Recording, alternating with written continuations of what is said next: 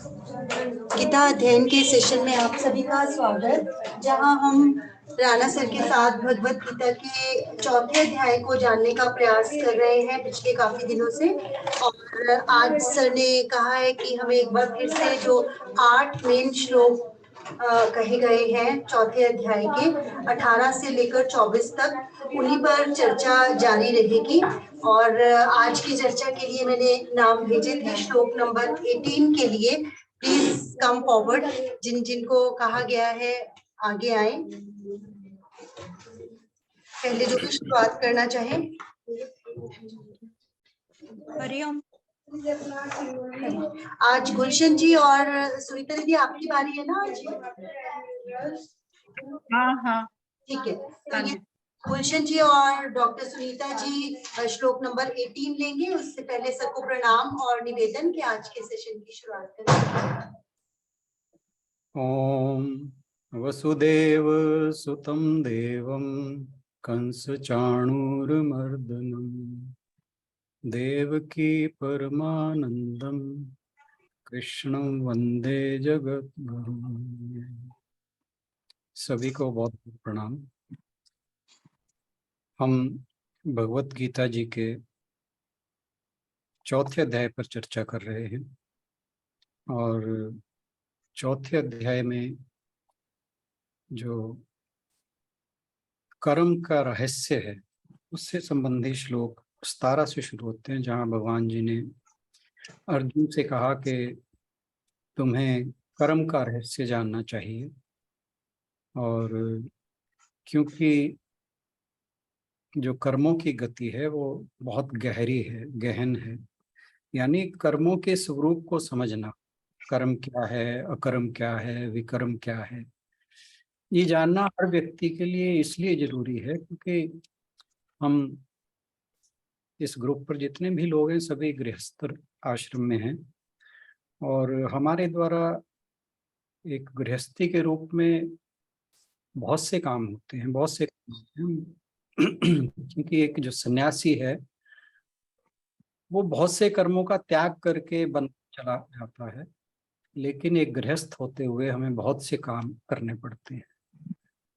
तो क्योंकि अर्जुन के माध्यम से, जिसके माध्यम से हमें गीता का ज्ञान दिया जा रहा है, भगवान जी ने उसे कहा कि तुम्हें कर्म, अकर्म और विकर्म के बारे में जानना चाहिए। और यहाँ पर अर्जुन जो है वो भी गृहस्थ है और उसे ये ज्ञान देने वाले कृष्ण भगवान भी गृहस्थ हैं।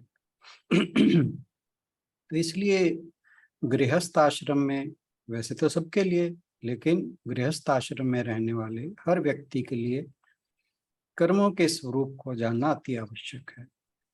तो इन कर्म, अकर्म और विकर्म, इनके बारे में भगवान जी ने 18 से लेकर 24वें श्लोक तक बताया अर्जुन को कि कर्म और अकर्म क्या है। अलग अलग तरह से उसे समझाने की कोशिश की और इसीलिए इन श्लोकों की महत्ता को देखते हुए हमारे लिए भी आवश्यक है कि हम इस विषय को बहुत अच्छे से अपने में उतार लें ताकि हम अपने जीवन को गीता के कहे अनुसार अपने आचरण में उतारें। तो हैविंग सेड दैट, मैं रिक्वेस्ट करता हूँ गुलशन बहन जी से कि वो जो आज का 18वां श्लोक जिसके ऊपर उन्होंने बात करनी है वो अपनी बात को आरंभ करें। ओम श्री परमात्मने नमः। श्लोक है कर्मण्ये कर्म यः पश्येत् कर्मणि च कर्म यः स बुद्धिमान् मनुष्येषु स युक्तः कृत्स्न कर्म कृत्। इसमें ज्यादा तो नहीं, जो मुझे थोड़ा जो समझ आया बस वही थोड़ा बहुत बोलती हूँ। जी जी, कि कोई इसमें भगवान ये कह रहे हैं कि कर्म में अकर्म देखना और अकर्म में कर्म को देखना। अब कर्म तो हम किए बिना रह नहीं सकते, तो हम तीसरे अध्याय से पढ़ते हुए आ रहे हैं कि मनुष्य एक क्षण भी कर्म किए बिना नहीं रह सकता। हमारा देखा जाए तो हमारा जन्म भी जो हुआ है वो एक तरह से कर्म करने के लिए हुआ है। हमारे पास कितने जन्मों के ऋण हैं हमारे ऊपर, जो हमारे ऊपर हमें किसी का लेना है, किसी का देना है, तो वो जब तक चुक नहीं जाता, वो कहते हैं कि तब तक हमें मोक्ष की प्राप्ति नहीं होती है। तो ये इसके लिए हमें कर्म तो करने ही पड़ेंगे। लेकिन अब कर्म करने हैं, इससे छूटने का तो ये है कि हम जो अपने कर्म करें, वो लोगों के हित के लिए करें, केवल अपने लिए ना करें। तो कर्म में कर्म देखने का है कि कर्म करते हुए अथवा ना करते हुए हम उसमें निर्लिप्त रहें, अर्थात अपने लिए कोई प्रवृत्ति या निवृत्ति ना करें, कि जैसे कोई कर्म हम करते हैं तो ये भाव कि मैं करता हूँ तो इसका फल मुझे ही मिले, सिर्फ अपने बारे में सोचना, ये भाव रखकर हम रखते हैं तो हम कर्मों से बंध जाते हैं। और फल की इच्छा नहीं रखेंगे, इच्छा रखेंगे तो उसमें बंध जाएंगे, तो हमें राग हो जाएगा, उस चीज से राग हो जाता है। तो अगर हम फल की इच्छा ना रखें तो हम फिर वीतरागी बन जाते हैं, उनसे हमारा राग नहीं रहेगा, तो फिर हमारा जो कर्म है वो हम उससे बंधेंगे नहीं, और हमारा जो कर्म है वो अकर्म बन जाएगा। तो लोगों को जो भी कर्म हमें करना है वो लोगों के हित के लिए, लोगों की सेवा के लिए हमें भगवान ने जन्म दिया है, तो उसको उस जन्म को हम अपना उद्धार करें, शरीर का उद्धार करें, इसको लोगों की सेवा में, लोगों के हित में लगा के। और भगवान ने हमें, प्रकृति ने कितनी वस्तुएं हमें दी हैं, हमें ये शरीर दिया है, इंद्रियां दी हैं, देखने के लिए आंखें दी हैं, सब कुछ दिया है। तो इन्हीं सब चीजों का हम जो प्रयोग है वो संसार के हित के लिए करेंगे, तो हम कर्मों से बंधेंगे नहीं, और इस तरह से हमारे जो कर्म है वो अकर्म बन जाएंगे। और बाकी ज्यादा मैं नहीं नहीं, बहुत अच्छा बता रहे हैं आप, बहुत जी, अच्छा बता रहे हैं। जी जी। बस यही है कि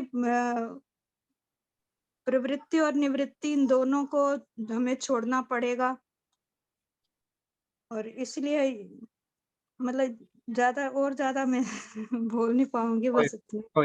कोई बात नहीं। Thank you so much. Thank you. Sunita बहन जी। प्रणाम सर। प्रणाम जी। हरिओम जी। अच्छा, इसमें जैसा कि श्लोक पढ़ा गुलशन जी ने, तो इसमें एक्चुअली भगवान हमें ये बताना चाह रहे हैं कि कर्म क्या है और अकर्म क्या है और विकर्म क्या है। विकर्म अभी हम छोड़ देते हैं, क्योंकि विकर्म तो बहुत ही निषिद्ध है, जो बिल्कुल ही नहीं करना चाहिए। तो इसलिए अभी हम उसको नहीं लेते हैं, अभी हम कर्म और अकर्म को ही देखते हैं। तो जो इस श्लोक में ये कहा गया कि जो इंसान, जो भी पुरुष कर्म में अकर्म को देखता है और अकर्म में कर्म को देखता है, वो ही ज्ञानी है। क्योंकि और कर्म किस तरह, कितने तरह का हो सकता है। जो हम बाहर करते हैं वो भी कर्म है, लेकिन बहुत सारी चीजें हैं जो हम करते नहीं है, हमारे अंदर चल रही होती हैं वो। जैसे अंदर हमारा किसी से कुछ छूट गया या कोई छूट गया, तो हमारे अंदर एक उद्विग्न हो जाते हैं, हम परेशान हो जाते हैं। काम अच्छा नहीं लग रहा है, उससे हम भागने की कोशिश करते हैं। किसी से हमारा राग द्वेष हो जाता है, किसी से हमारी ईर्ष्या हो जाती है, कुछ कामनाएं हो जाती हैं, क्रोध आ जाता है, कामना पूरी नहीं होती है, क्रोध आ जाता है। ये चीजें बाहर नहीं दिखती हैं, लेकिन ये भी हमारे कर्म में ही आती हैं। बिल्कुल।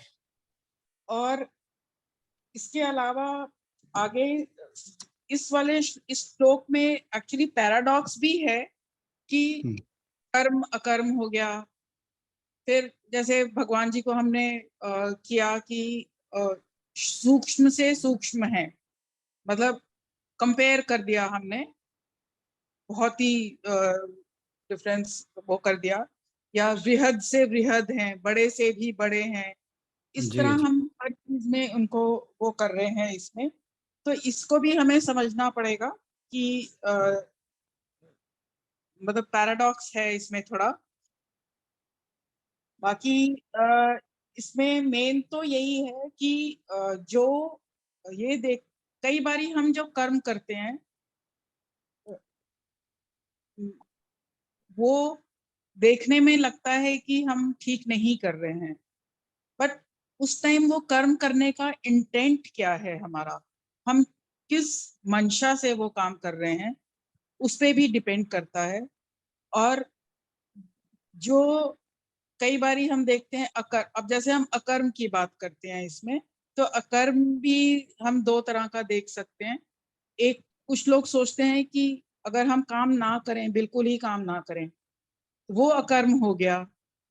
तो और एक होता है कि आप जो भी काम कर रहे हैं उसमें आपकी कोई डिजायर्स नहीं है, आपकी कोई अटैचमेंट नहीं है, और आप जो भी कर रहे हैं, जैसा कि गुलशन जी ने भी बताया कि वो लोक संग्रह के लिए, वो बाकी सब लोगों के लिए है, तो उस कंडीशन में वो वो है अकर्म। बिल्कुल। काम कर्म जिसको कहते हैं कि उसमें हमारी कोई इच्छा इन्वॉल्व नहीं है, और जब हमारी कोई इच्छा इन्वॉल्व नहीं है तो वो कर्म हम जो भी करते हैं वो हमेशा भले के लिए ही सबके भले के लिए होता है, और सृष्टि चक्र में के साथ चलने वाला होता है। उसमें मतलब उस चक्र, सृष्टि चक्र के विरुद्ध नहीं होता है। जब हम उस चक्र के विरुद्ध, सृष्टि चक्र के विरुद्ध काम करते हैं तो वो भी, उसको हम अकर्म भी कह सकते हैं, क्योंकि वो निष्क्रियता में भी आ जाएगा और सकाम कर्म भी हो जाएगा वो। इसमें जैसे और बताया था कि जब हम अपने आप में अपने आत्मिक वास्तविक स्वरूप को हम जब देख लेते हैं, तो हम जो भी कर्म करते हैं वो निष्काम होता है उसमें, क्योंकि उसमें फिर हम कोई डिफरेंस नहीं देखते हैं अपने में और बाकी किसी में भी। हर चीज, हर प्राणी या जो क्षर है या अक्षर है, जो उसमें हमें कोई डिफरेंस, हर एक चीज में हमें वही दिखता है, परमात्मा दिखता है, तो हम हर एक के साथ हमारा एक सा ही व्यवहार होता है। तो जो इस चीज को समझ जाता है उसको ही हम ज्ञानी कहेंगे, उसको ही हम बुद्धिमान पुरुष कहेंगे। और उसके बाद ये चीज हमें समझ आ जानी चाहिए कि हर चीज तो परिवर्तनशील है, सिवाय उस आत्मा के जो कि अपरिवर्तनशील है। उसके अलावा हर कुछ बदल रहा है, हर कुछ मतलब कुछ भी शाश्वत नहीं है। तो जो भी हम कर्म शुरू करते हैं वो भी अनित्य ही हुआ, वो भी परिवर्तनशील है, उसका फल भी परिवर्तनशील होगा। तो हम जब इस तरह का कर्म करते हैं, कोई भी काम ऐसा शुरू करते हैं, तो उसका हम अगर फल के साथ हम फल की इच्छा करते हैं, तो हम उसके साथ बंध जाते हैं। जब हम उसके साथ बंध जाते हैं तो फिर हमारा उसके साथ मोह हो जाता है। तो मोह होने की वजह से फिर हम मतलब हर काम हमारा मतलब कर्म में ही आएगा, सकाम कर्म में आएगा, क्योंकि अ, हमारी इच्छाएं उसके साथ जुड़ी हुई हैं। तो अ, जैसे अब मतलब हम कंपेयर अगर करें, जैसे स्क्रीन आपने बताया था कि हम जी जी। मूवी की स्क्रीन पे देखते हैं, वो देखते हैं, कुछ भी बहुत कुछ हो रहा होता है उसमें, लेकिन जब वो खत्म होता है तो वो स्क्रीन वाइट वैसी की वैसी होती है, स्क्रीन में कोई चेंज नहीं है। तो स्क्रीन है वो आत्मा जिसमें कोई चेंज नहीं है, वो परमात्मा जिसमें कोई चेंज नहीं है, मतलब उसके ऊपर जो भी कुछ हो रहा है वो सब कुछ परिवर्तनशील है, मतलब सब बदल रहा है। तो हम जब उसमें इन्वॉल्व हो जाते हैं तो फिर हमारे कर्म जो होते हैं वो सकाम कर्म होते हैं। और जब भी हम कोई भी मतलब जो, जैसे हमने कोई काम किया, हर एक को दिख रहा है कि ये गलत काम किया, ऐसा नहीं करना चाहिए था, लेकिन मुझे मालूम है कि मैंने जो किया उसमें अगर मैंने झूठ बोला तो उस झूठ को बोलने से बहुत लोगों का फायदा होता है उसमें, और कोई नुकसान नहीं हुआ किसी का भी। तो उस कंडीशन में वो अकर्म हो, मतलब काम जो दिख रहा है लोगों को कि गलत काम किया, उसके बावजूद भी वो अकर्म ही कहलाएगा, कि मतलब उसका क्योंकि इंटेंट ठीक था। और जो ज्ञानी मनुष्य होते हैं, जो बुद्धिमान मनुष्य होते हैं, उनको ये सारे इन चीजों से वो ऊपर उठ जाते हैं। उनको जो ज्ञान उनको मिल गया, उस ज्ञान की वजह से वो उनके लिए सब कुछ वो परमात्मा ही है। तो वो जो भी करते हैं उनका, अगर वो कोई अकर्म कर रहे हैं तो वो तो अकर्म है ही है, जो वो कोई कर्म कर रहे हैं वो भी अकर्म बन जाता है, क्योंकि उसमें उनका अपना कोई इंटरेस्ट नहीं होता है। वो सारा कुछ वो दूसरों का ही सोच के करते हैं, उसमें अपना उनका कोई पर्सनल इंटरेस्ट नहीं होता है। और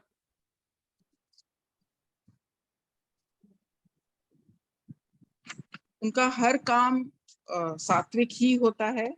और जैसे एक स्टोरी आपने बताई थी कि वो महात्मा जी के सामने एक हिरण को बहेलिए वो उसने शिकारी ने मारा, वो उनके सामने से निकल गया। जब उसने आके पूछा तो शिकारी ने तो उन्होंने कहा नहीं मैंने तो कुछ नहीं देखा, हालांकि उन्होंने देखा था। तो जो बाकियों ने कहा कि ये झूठ बोला आपने, पर उनको पता था कि अगर वो बता देंगे तो वो उसको पकड़ लेगा जाके, अगर वो नहीं बताते हैं तो वो अपनी जान बचा लेगा, उसकी जान बच जाएगी।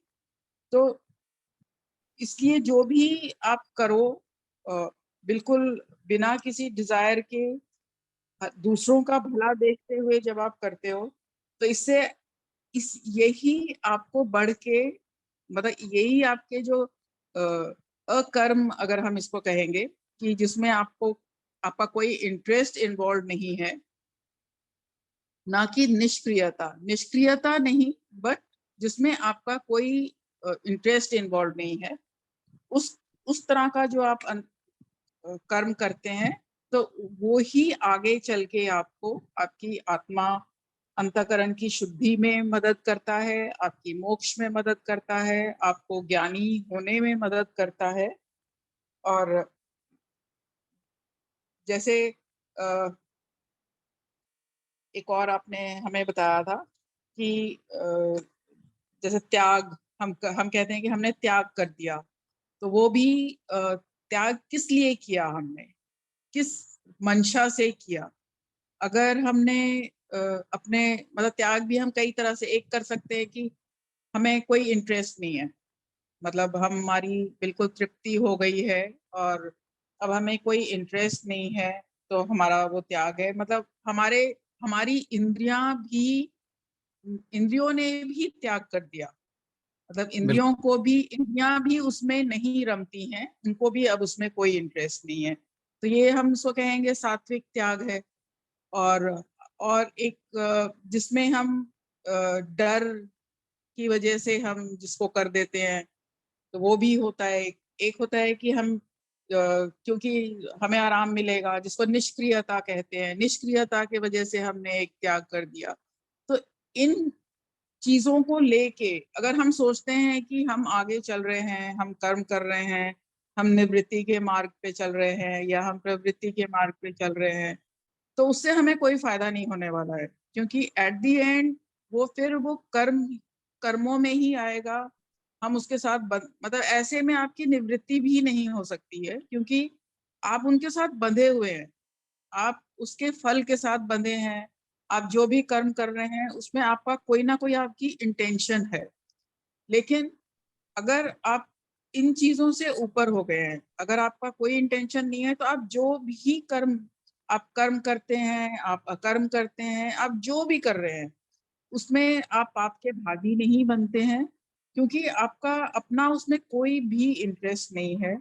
और इंटरेस्ट ना होने की वजह से आप मतलब आपकी ये सोच ही नहीं है, आप उस लेवल पे सोचते ही नहीं है कि किसका क्या बिगड़ेगा या क्या होगा, या मेरे को निवृत्ति मिलेगी कि मेरे को मैं कहाँ चलूं, मेरे को मोक्ष मिलेगा कि नहीं। वो अपना नियत कर्म जो है वो करते रहते हैं, उसी नियत कर्म को करते हुए वो अपने जो उनका लक्ष्य है वो उसको प्राप्त होते हैं। बहुत अच्छा, सर इतना ही बोलना पाऊंगी। बहुत अच्छा। थैंक यू सो मच, बहुत अच्छा बताया आपने। और किसका था इसमें नाम 18th श्लोक में? सर मेरा गुलशन जी का ही था। पर okay, I request everyone to join please. हम इसी श्लोक को चाहे आज लें, अगला श्लोक कल ले सकते हैं। कोई और भी अगर इस श्लोक पे बोलना चाहे तो जरूर बात कर सकते हैं। बिल्कुल बिल्कुल।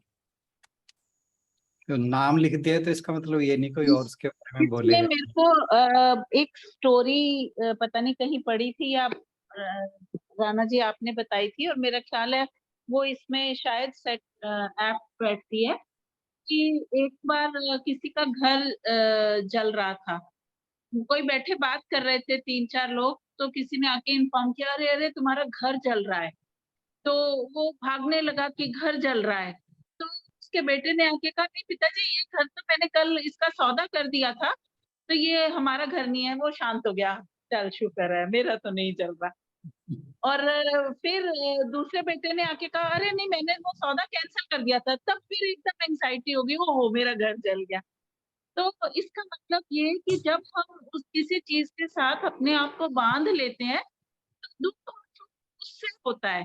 एक्चुअली चीज से दुख सुख क्या, जब हम किसी चीज से बांध लेते हैं, मतलब जब घर मेरा है जल रहा है तो दुख लग गया। कल सौदा कर दिया था वो जल रहा है तो चाहे वही घर है बट खत्म हो गया। तो इसीलिए हम जो भी काम करें ये सोच के ना करें कि हम अपने लिए कर रहे हैं, हम सोच के करें कि हम भगवान के लिए कर रहे हैं। हर किसी में तो भगवान है। नेक्स्ट स्टेप कर ले या पहला स्टेप ये सोच लें कि हर किसी में भगवान है। फिर ये कि हम जो भी काम कर रहे हैं वो भगवान के लिए कर रहे हैं। ऐसे करना हमसे, हमें कर्मों से जो है वो आसक्ति हमारी खत्म हो जाती है। क्योंकि जब हम अपने लिए करते हैं तभी हमको दुख सुख होता है। किसी के लिए करते हैं तो दुख सुख है ही नहीं। उसका घर जल रहा है तो मुझे कोई फर्क ही नहीं पड़ता, मेरा जल रहा है तो फटाफट फर्क पड़ता है। तो कोई भी काम जब किसी और के लिए करते हैं तो वो दुख नहीं है, वो सुख भी नहीं है। भगवान के लिए करते हैं तो सब ठीक। बिल्कुल सही। ये क्या थैंक यू। सर इसमें मैं एक चीज और ऐड करना चाहूंगी। Please please. जब हम लोग कह देते हैं कि ये काम मैंने किया, मतलब वो मेरा अहंकार है, मैंने सोचा कि मैंने किया। उस वक्त मैं एक बार भी नहीं सोचती कि मेरे इस काम, कोई भी काम अगर मैंने किया है उसमें कितने लोगों की इन्वॉल्वमेंट है। जब मैं ये चीज को रियलाइज कर लेती हूँ कि उसमें इतने लोगों की इन्वॉल्वमेंट है, फिर उसमें मेरा मैं खत्म हो जाता है। तो उन लोगों का भी मेरे को योगदान पता चलता है, वो भी मेरे पर्सपेक्टिव को वाइड करता है और इस चीज को समझने में मेरी मदद करता है कि मेरा इसमें कोई रोल नहीं है, बहुत ही छोटा सा एक हिस्सा है मेरा। तो जब इन चीजों से हम ऊपर उठ जाते हैं, क्योंकि ये चीजें ही हमें बांधने वाली होती हैं, जब हम इन चीजों से ऊपर उठ जाते हैं तो अब उस कंडीशन में हम सोच सकते हैं कि हमारा हर कर्म जो है वो अकर्म में चेंज बिल्कुल हो सकता है। जब मेरा अपनत्व भाव खत्म हो जाता है, जब मेरा मैं खत्म हो जाती है मेरी, तब मैं ये सोच सकती हूँ कि हर कुछ इक्वल है, सब मतलब जैसे मैं वैसे बाकी सब लोग। तब मेरे में वो नहीं होता, वो अहंकार नहीं आता है। ऐसे ही कई बारी हम जब बहुत कुछ पढ़ लेते हैं, हमें लगता है कि अरे मेरे को तो इतना कुछ आता है, मतलब वो ज्ञान भी कई बारी मेरे लिए एक अहंकार का कारण हो जाता है, जो कि बिल्कुल वो भी ठीक नहीं है। मतलब ये हम जो भी सोचे, जो, क्योंकि सोचना भी हमारा कर्म है, मतलब एक तरह से हम कर्म ही कर रहे हैं वो। तो हमारी सोच, सारा कुछ हमारा इस हिसाब से इस तरह होना चाहिए जिसमें मैं नहीं हूं, बिल्कुल मैं नहीं होनी चाहिए। तभी हमारे सारे कर्म जो है वो अकर्म में बिल्कुल। बदल सकते हैं। जो हमारा कर्म है उसका मूल तो विचार में ही है, क्योंकि जब तक कुछ करने का विचार नहीं उठेगा तब तक कर्म हो ही नहीं सकता। तो कर्म का मूल तो विचार में ही है, ये तो हमें ध्यान रखना ही चाहिए। और रही बात कि और लोगों की कितनी इन्वॉल्वमेंट होती है किसी भी कर्म में, अब जैसे एक पेड़, आम का पेड़ है, वो कहे कि ये आम मैंने उत्पन्न किया है। अब ये नहीं पता कि बीज मिट्टी में बोया, उसकी जो उपजाऊ शक्ति थी उसका कितना रोल रहा, सूर्य की रोशनी का कितना रोल रहा, उसको किसी ने पानी दिया उसका कितना रोल रहा, वो हवा का कितना रोल रहा। यानी there are so many factors involve for something to come up. तो जब तक कोई भी चीज, कोई भी अचीवमेंट किसी भी प्रकार की किसी के द्वारा भी होती है, उसके अंदर किसी एक का कोई ये नहीं रहता कि भी उसी की वजह से सब कुछ हुआ है। तो इसीलिए जो भगवान जी ने कहा कि ये जो जगत है ये यज्ञ है एक, इसके अंदर हर कोई एक यज्ञ कर रहा है, जो भी हो रहा है वो एक यज्ञ के रूप में हो रहा है। तो यज्ञ का यही मतलब है कि जो भी कर्म हो रहे हैं वो अकर्म के रूप में हो रहे हैं। भाई मैं कुछ बोल लूं इससे पहले, और कोई कौन बोलना चाहेगा? फिर बात करते हैं, हम आगे बढ़ते हैं।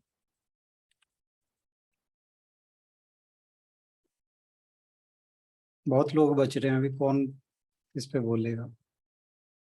कर्म में अकर्म और अकर्म में कर्म देखना।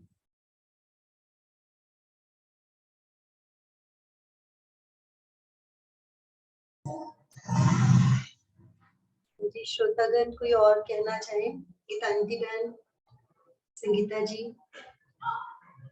बहुत लोग बच रहे हैं अभी तो जो बोलते हैं।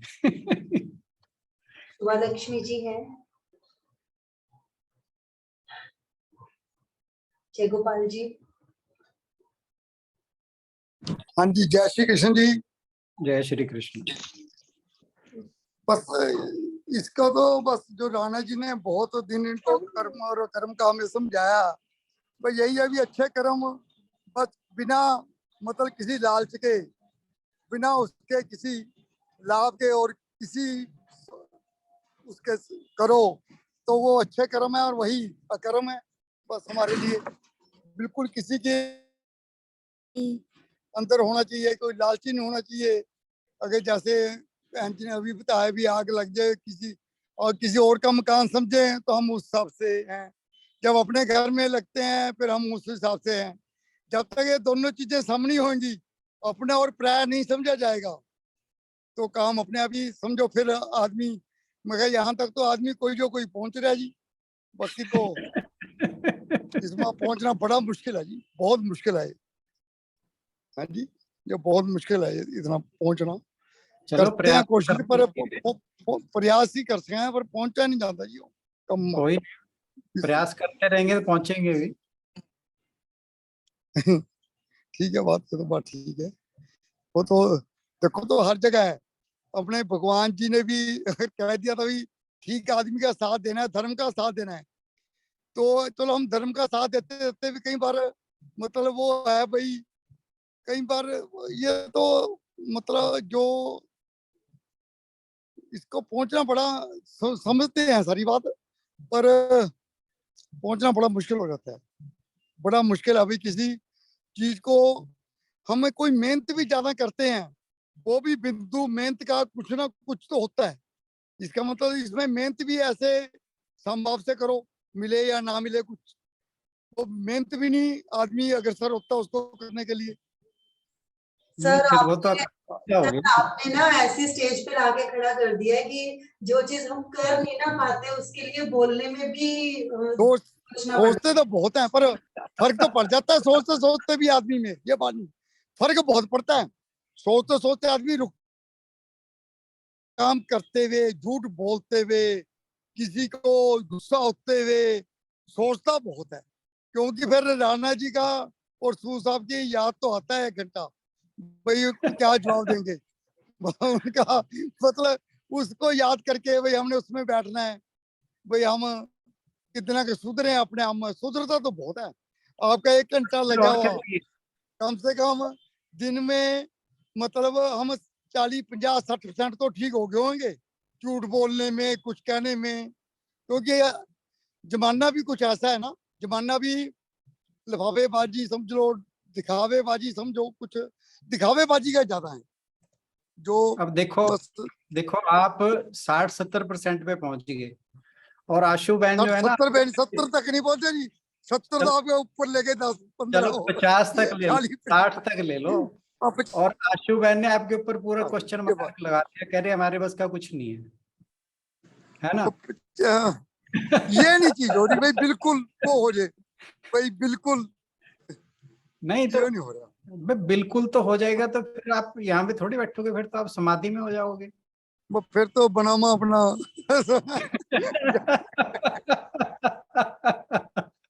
है ना। हमारा तो ये लक्ष्य है कि हम वो एक काइजन टेक्निक ने हमने बात की थी कि छोटे आपने छोटे स्टेप लेने हैं, हमें छोटे छोटे स्टेप लेने हैं, है आपने ना। कर्म कर्म और विक्रम का हमें इतना पढ़ाया, इतना समझाया आपने, मेरे ख्याल आपने 10 दिन लगा दिए होने इस पे।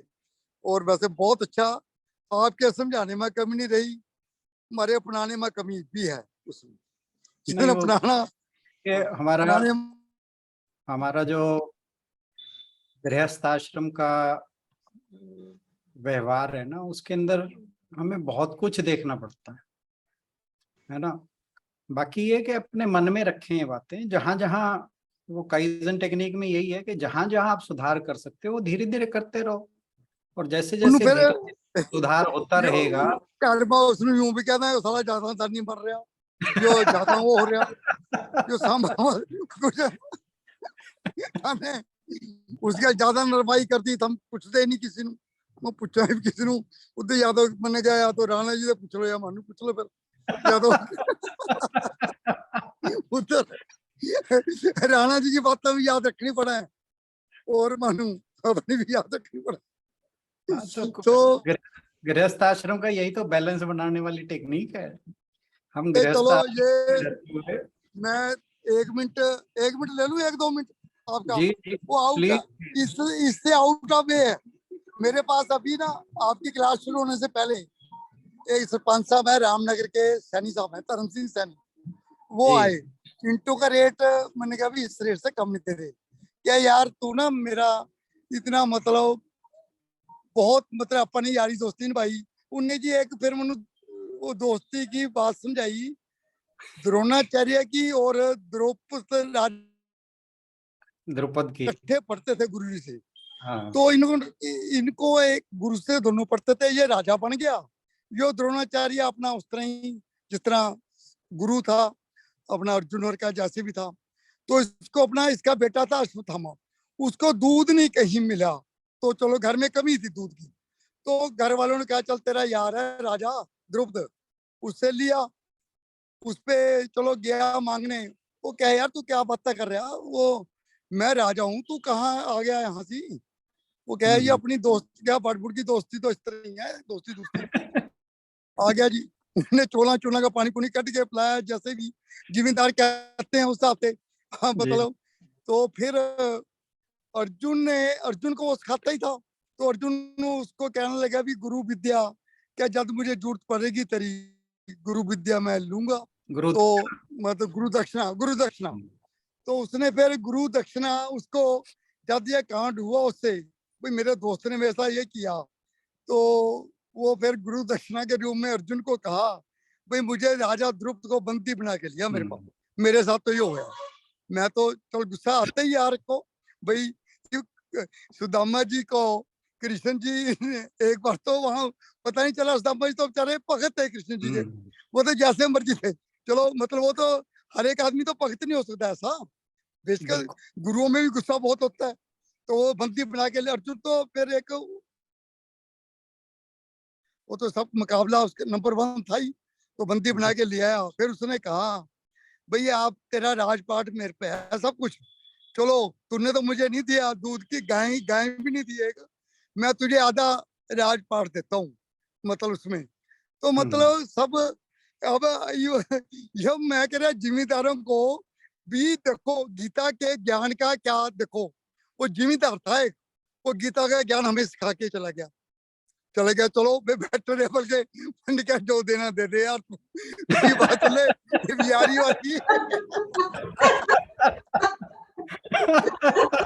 मैंने कहा मैं क्या इवी बात 15-20 मिनट में मेरी दूसरी क्लास शुरू होने वाली है, तो चाह पी में और जो देना तुम।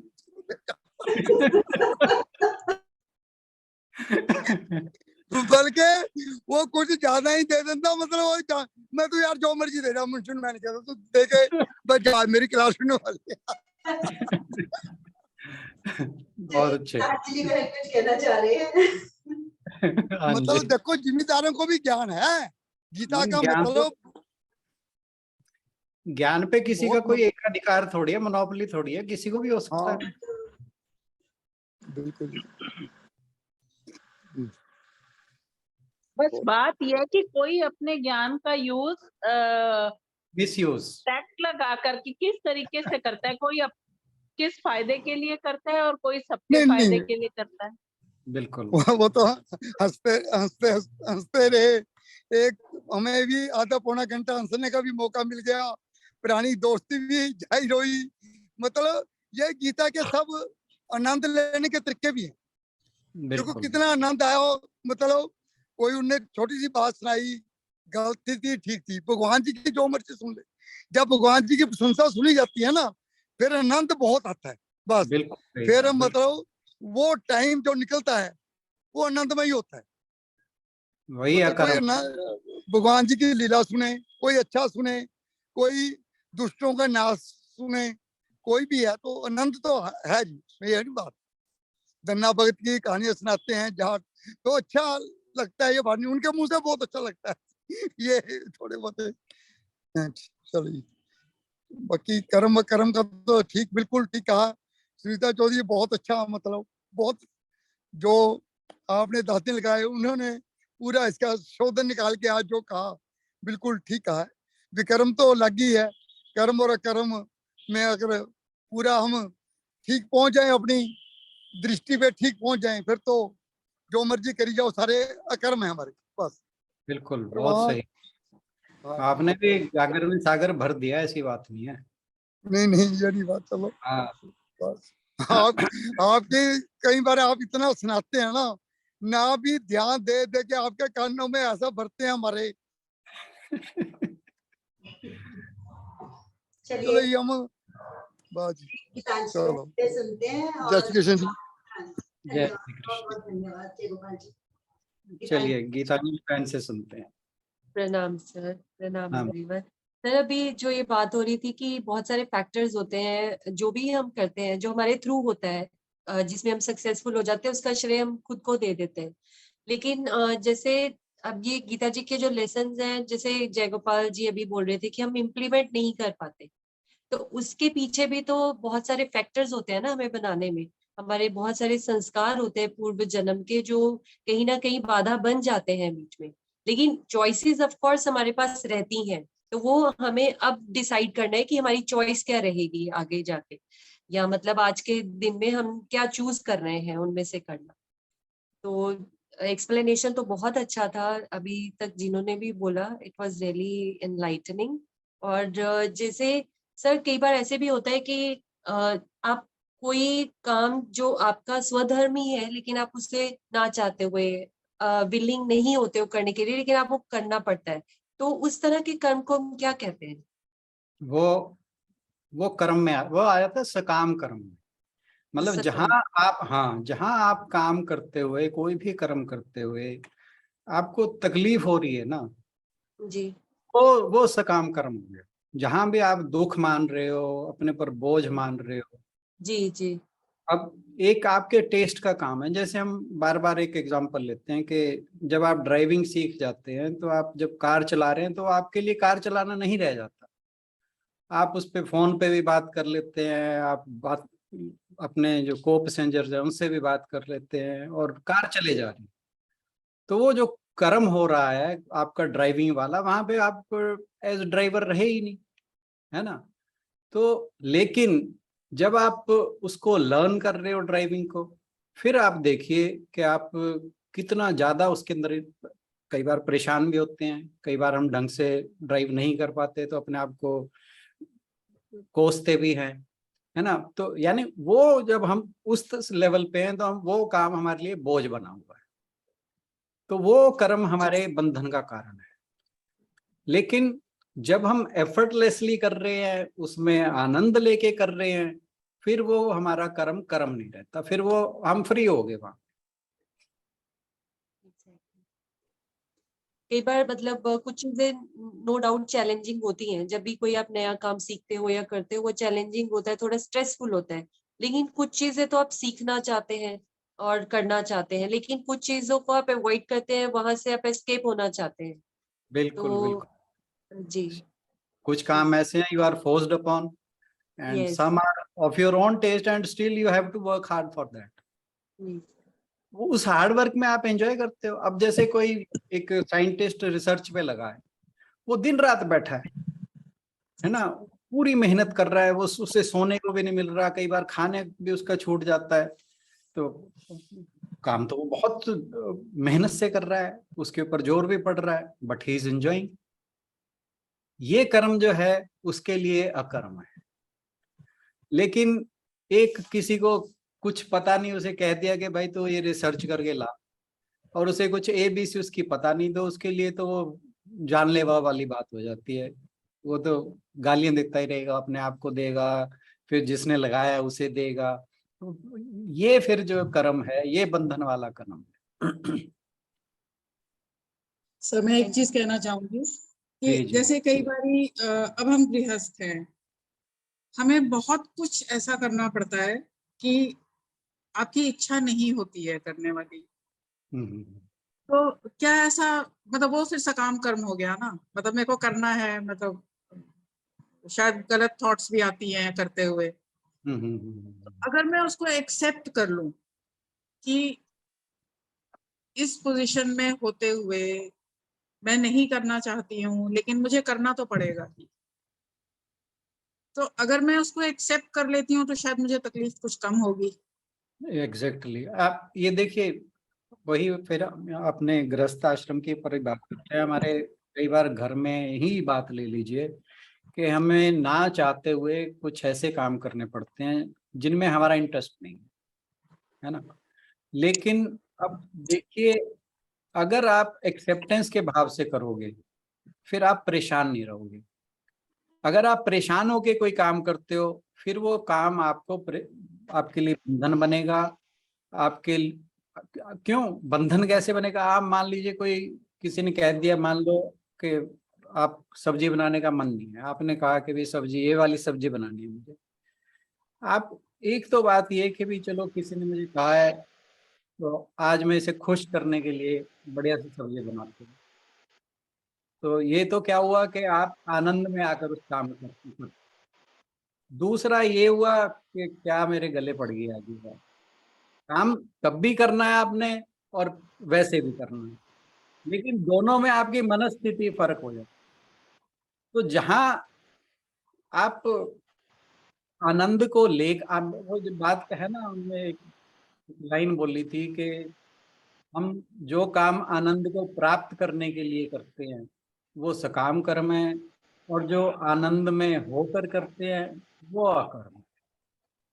तो बेटर ये है कि जहां हमें फोर्स किया जाए किसी बात के लिए, we are forced by the circumstances to do something, तो हमें चाहिए कि हम एक्सेप्टेंस का भाव लें पहले तो, और फिर उसे मजे से करें, तो वो फिर बोझ नहीं बनेगा हमें।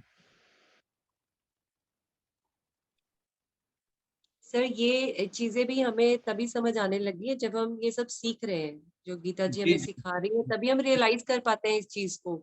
Yes yes yes, very true. ये आज से 10 साल पहले हमारे दिमाग में इस तरह की कोई बात नहीं थी।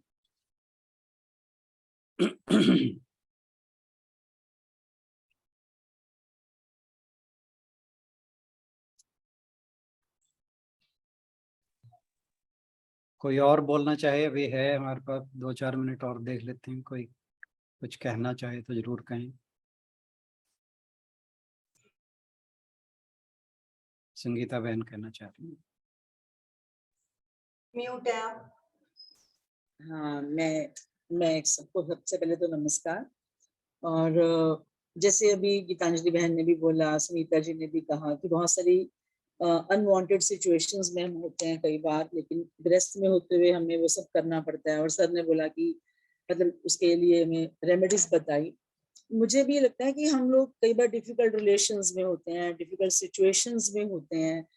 और देखिए, मैं ऐसा समझती हूँ कि सच्चाई को, ट्रूथ को, अल्टीमेट ट्रूथ को रियलाइज करना बहुत मुश्किल है। और उससे भी ज्यादा मुश्किल है प्रैक्टिकल लाइफ में, डे टू डे लाइफ में उस रियलाइजेशन में जीना। बिल्कुल। क्योंकि जो रियलाइजेशन है वो आती और टिकती उस माइंड में है जो पैसिव है, जो पीसफुल है, जो प्योर है, और सबसे बढ़कर जो अलर्ट है। तो अगर हम अपने आप को देखिए, सबसे पहले तो अपना लक्ष्य निर्धारण, सबसे पहले तो चीजों के जो टेम्पोरल नेचर है उसका ज्ञान, है ना। हम टेम्परेरी सुख के पीछे भागकर दुख का इतना बड़ा बोझ कंधे पे ले लेते हैं। अगर हमें सबसे पहले इसकी समझ आ गई है और हम सीकर अपने आप को कहते हैं, अगर हम चाहते हैं इनसे छुटकारा पाना, तो मैं तो ये समझती हूँ गृहस्थ में रहते हुए जहां तक पॉसिबल हो, जो चीजें हमें डिस्टर्ब करती हैं या हमें लोग डिस्टर्ब करते हैं, ये कई बार सिचुएशंस डिस्टर्ब करती हैं हमारे माइंड को, मतलब अगर हो सके तो अवॉइड करें उनको जहां तक हो सके। लेकिन इसका मतलब बिल्कुल भी ये नहीं है कि हम संसार से भागें, क्योंकि संसार तो हमारे मन में है ना। मन तो हमारे साथ ही रहता है। मन जहां जहां जाएगा संसार साथ साथ ही जाएगा। वो लोग, वो सिचुएशन, उनकी याद, उनकी कड़वाहट, वो सब, या प्यार या राग, सब साथ साथ चलता है। तो मुझे तो छोटा सा नुक्ता जो सिर्फ ये मेरे गुरु ने मुझे दिया, ये बात मैंने भी उनसे की बहुत बारी जो आज यहाँ उठी है, तो उन्होंने सिर्फ ये बोला कि अगर अपने आप को सीकर कहती हो, अपने आप एक लक्ष्य, तुम्हें लगता है कि ये सब जो भी है ये एक ड्रामा है और ये ड्रामा तुम्हें डिस्टर्ब कर रहा है ड्रामा, तुम्हें ये नॉलेज हो गई है लेकिन तुम फिर भी डिस्टर्ब हो। सिंपल सी बात है कि थ्रू साधना हमें रोज अगर हम 10-15 मिनट बिल्कुल शांत होके बैठते हैं, तो वो हमें स्ट्रेंथ मिलती है इनएविटेबल को फेस करने की, क्वाइट और बैलेंस्ड माइंड के साथ। बिल्कुल। मतलब आनंद में रहना चाहिए, हमें ऐसे सब कुछ करना चाहिए, पर वो कैसे करना चाहिए, कोई बहुत रॉकेट साइंस नहीं है उसमें। अगर हम डे टू डे लाइफ में 10-15 मिनट ये प्रैक्टिस भी कर लेते हैं, अपने मन को बिल्कुल बैठते हैं, बस भक्ति भाव से बैठते हैं कि मैं तेरा हूँ, तू मुझे संचालित कर रहा है, दैट्स ऑल। उससे हमें इतनी ताकत मिल जाती है कि हमें अपने गृहस्थ में रहते हुए भी हम खुद ही महसूस करेंगे कि जो हम उन्हीं सिचुएशंस, उन्हीं लोगों के साथ जैसे हम कल थे, जिस तरह का हमारे दिमाग की, माइंड की स्थिति कल थी, वो आज नहीं। तो जैसे आपने बेबी स्टेप्स कहा है, बस बढ़ते जाएं 15 मिनट, 10 मिनट, 5 मिनट, पूरी सिंसियरिटी के साथ, ऑनेस्टी के साथ, तो सर हमें ताकत मिलती है। मतलब मैंने तो ये अनुभव किया है, सिचुएशंस वही है हमारी जिंदगी की, लोग वही हैं, कुछ लोगों से हम नहीं दूर जा सकते, वो हमारे प्रारब्ध के कारण हमें मिले हैं। एक तो ये ज्ञान हो जाए, जैसे कल भी आपने ये बात की थी और इन श्लोकों में भी है, 18वें श्लोक में, 19वें में, ये प्रारब्ध तो हमारी प्रेजेंट सिचुएशन ही तो प्रारब्ध है। बिल्कुल बिल्कुल। और अगर हमें ये समझ आ गई कि इसको नहीं अवॉइड किया जा सकता, और इसको सहने के लिए जो ताकत है, जो इसको फेस करने की जो ताकत है, इनएविटेबल को का सामना करने की जो स्ट्रेंथ है, वो खाली बातों से नहीं मिलेगी हमें। हम अगर बैठते हैं, थोड़ा सा ध्यान लगाते हैं, ज्यादा नहीं, तो मुझे लगता है कि हमें वो स्ट्रेंथ मिलती है। तो हमें संसार से भागने की जरूरत नहीं है, क्योंकि संसार में से भागेंगे मन तो साथ ही जाएगा, और परेशानी मन को है, शरीर को तो नहीं है ना। और हम शरीर को वहां से उठा के कहीं और ले जाते हैं और सोचते हैं कि हम उससे मुक्त हो जाएंगे, उस सिचुएशन से दूर हो जाएंगे, उस व्यक्ति से दूर हो जाएंगे। ऐसा नहीं हो पाता है। तो ऐसा करने का एक ही साधन जो मुझे सूझता भी है और जिसको मैंने एक्सपीरियंस भी किया है, वो मैंने आप सबके साथ शेयर किया है। Thank you. थैंक यू, बिल्कुल सही कहा आपने। आप ये देखिए कि भगवान कृष्ण ने अर्जुन को भी यही कहा था, जब उसने कहा कि मैं इन अपने कर्मों से निवृत्त होकर क्यों ना मैं ज्ञान मार्ग को अपनाऊं। तो भगवान जी ने कहा था कि तू ये देख के तेरा स्वधर्म क्या है, तू क्षत्रिय कुल में पैदा हुआ, तो तू जहां भी जाएगा, तो अगर वन में भी जाएगा तो कह रहे, मैं कहीं कमेंट्री पढ़ रहा था, कह रहे वहां पे भी तू जाके टोलियां बना के सोचेगा कि इसको पकड़ो, इसको मारो, इसका ये करो, उसका वो करो। तो बात वही है कि जो हमारा मन है, समस्या तो वहां है। तो जो हमें समस्या का कारण है, वो तो हम जहां जाएंगे वो हमारे साथ ही जाएगी। या तो ये है कि हम मन को अपने घर पे छोड़ के जंगल में चले गए, फिर तो बात ठीक है। लेकिन समस्या मन में है, मन हमारे साथ है, तो जहां हम जाएंगे तो संसार तो वही है। तो इसलिए भागना is not an option, you have to face the challenge. और वो चैलेंज कैसे फेस किया जाए, वैसे तो बहन जी ने बता ही दिया। मैं एक आधा बात और कह देता हूं कि आप उस चैलेंज को आनंद में आकर फेस करें, खुश होकर फेस करें। और रही बात, जैसे बहन जी ने कहा कि हम थोड़ी देर बैठें, बिल्कुल सही बात है। हम मान लीजिए कोई आपके घर पे ही बात हम करते हैं, कोई अनप्लेजेंट सिचुएशन अराइज हो जाती है, तो हमारा सबसे पहला जो रिएक्शन होता है वो क्या होता है कि उससे गुस्सा आ जाना, उसकी वजह से किसी को डांटना या कुछ भी, सारे नेगेटिव जो हमारे रिएक्शंस होते हैं वो ऑलमोस्ट नेगेटिव होते हैं। लेकिन जैसे ही इस तरह की बात आए, आप 2 मिनट के लिए उस सीन से हटके, अगर आप 2 मिनट भी, 15 मिनट तो बहुत ज्यादा हो जाते हैं, आप 2 मिनट एक साइड होकर उसके ऊपर जरा सा सोच लें, तो वो जैसे मैं बात किया करता हूँ विंडो ऑफ अपॉर्चुनिटी की, वो आपको मिल जाती है। आपका जो रिएक्शन से आपका रिस्पॉन्स आ जाता है, वहां पे रिएक्शन नहीं रहता। You are in a situation to respond in a better way with you से के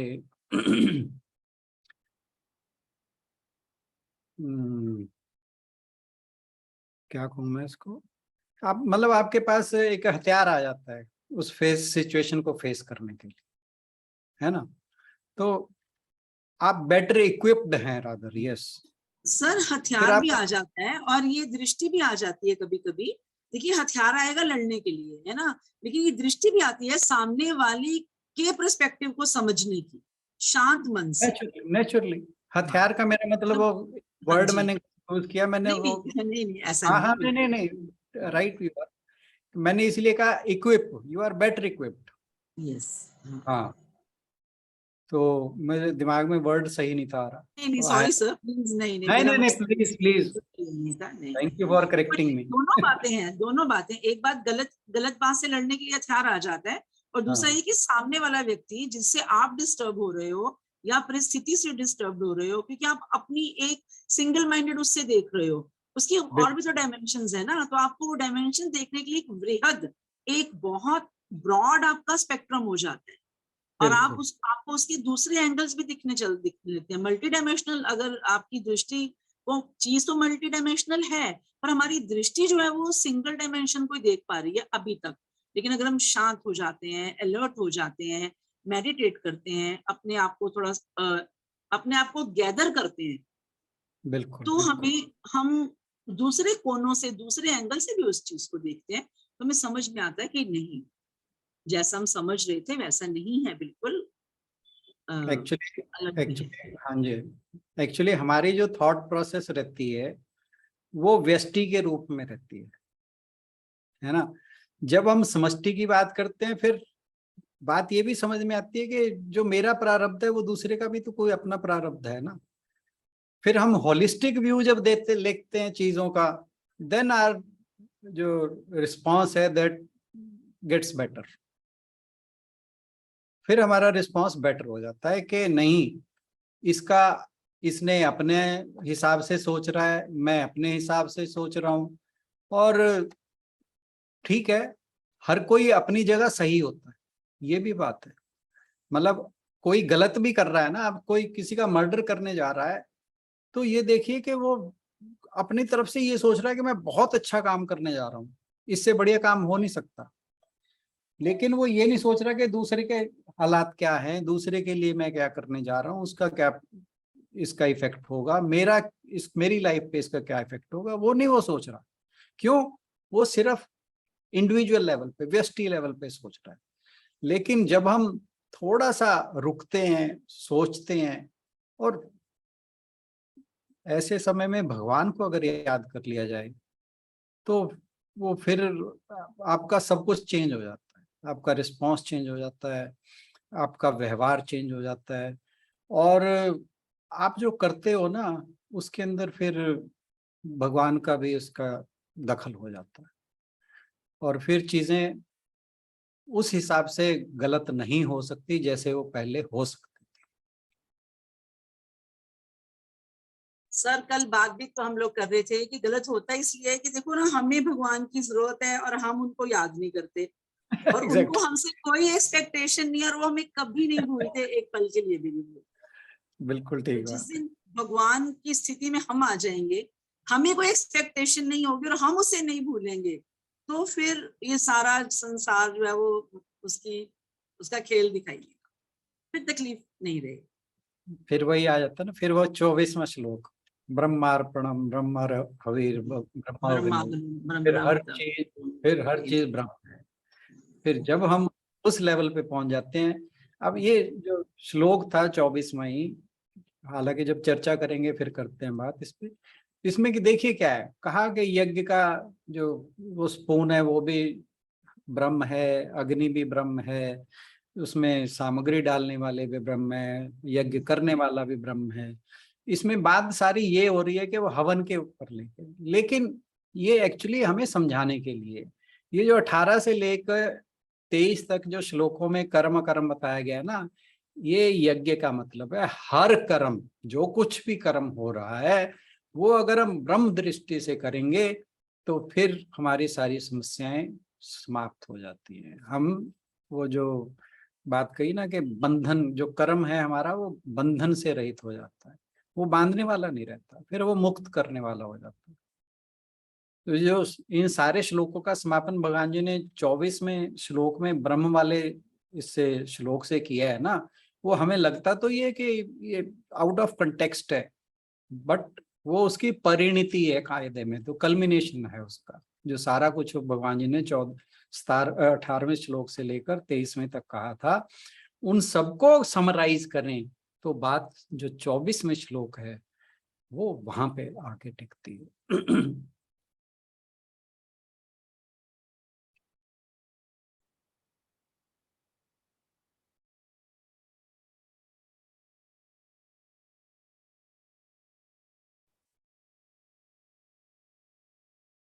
और भी है कोई आज बोलने वाला?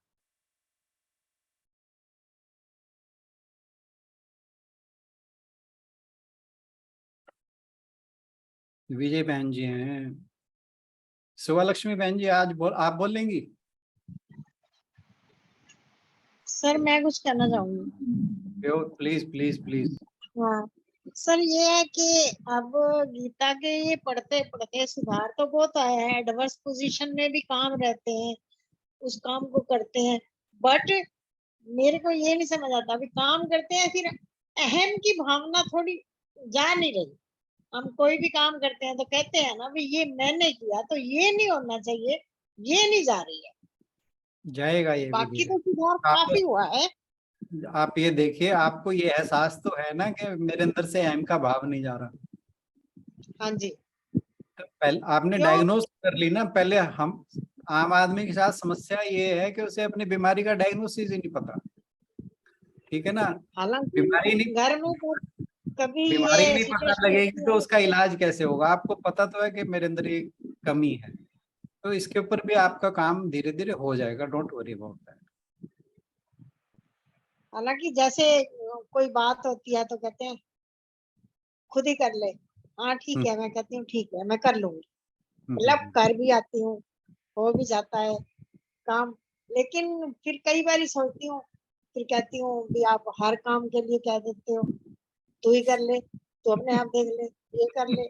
भी आप मैं कह देती हूँ अपने हस्बैंड से भी आप भी आपकी भी कोई जिम्मेवारी है कि नहीं है। इस हिसाब से तो मेरी वाइफ को मेरे से बहुत शिकायतें होनी चाहिए।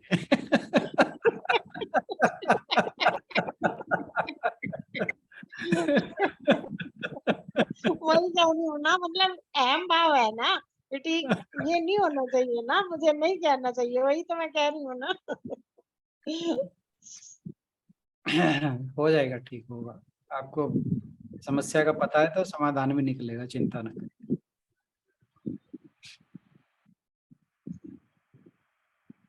सुभालक्ष्मी बहन जी कुछ कहने लगे।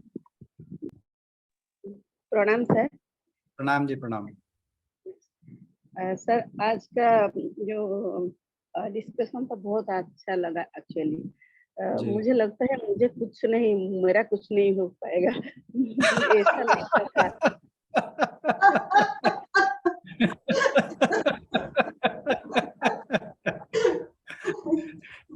ये मत कहा कीजिए। तो एक बात तो तय है, अब हम सोचने लगे हैं सब जी। सब सिचुएशन से। हाँ जी। तो ठीक है, विश्वास है तो प्रोग्रेस होगा। बिल्कुल बिल्कुल बिल्कुल होगा। भगवान चाहेंगे तो जरूर होगा। जी मैं बाकी आप ये मत जी आप सर, ये मत सोचिए कि भाई ये तो कुछ नहीं हो पाएगा, ये नहीं सोचना। नेगेटिव थिंकिंग रखनी ही नहीं है ना। मुझे जब हम लग रहा था नेगेटिव सोचते हैं तो हम भगवान के प्रति अन्याय कर रहे होते हैं। जी सॉरी सर। हाँ। तो आज मुझे आज लग रहा है कि प्रॉब्लम तो हर एक के साथ ऐसा ही हो रहा है। Yes yes yes yes, problem हर एक के साथ है, बट हमें अपना एटीट्यूड पॉजिटिव रखना है और हमने ये सोचना है कि नहीं, हम भगवान को याद करते हैं तो वो हमें यहाँ से खींच कर आगे जरूर ले जाएगा। तो ये तो हमें भगवान में इतना विश्वास तो श्रद्धा होनी ही चाहिए, ठीक है ना। तो ये कहना कि मेरा कुछ नहीं हो पाएगा, ये तो आप अपने दिमाग से निकाल दीजिए। क्यों नहीं होगा? आप रोज इस ग्रुप पे बैठती हैं, एक एक घंटा बैठते हैं हम लोग, तो कुछ तो वजह है जो आप यहाँ बैठती हैं। तो कुछ ना होने वाली बात होती फिर आप यहाँ बैठते ही ना। जी सर, हाँ वो जी। भी मैं सोच रहा हूँ कभी कभी। ठीक है, thank you sir, thank thank you you thank you thank you. Everyone of the group, thank you very much.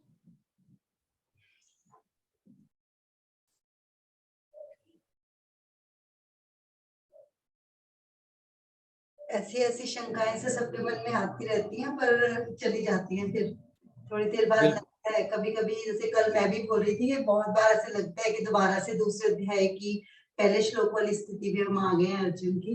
लेकिन ये कि वो जल्दी उससे निकलने में एक रहता है विश्वास कि हाँ उससे निकल आएंगे, और रास्ता भी मिल जाता है जब हम ढूंढते हैं, और कहीं ना कहीं रोज आने से वो कोई ना कोई आंसर भी आपको मिल ही जाता है अपनी समस्या का। बिल्कुल बिल्कुल बिल्कुल।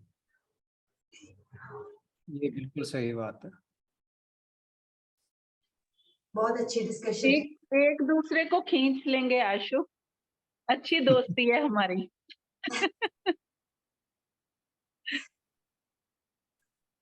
सही।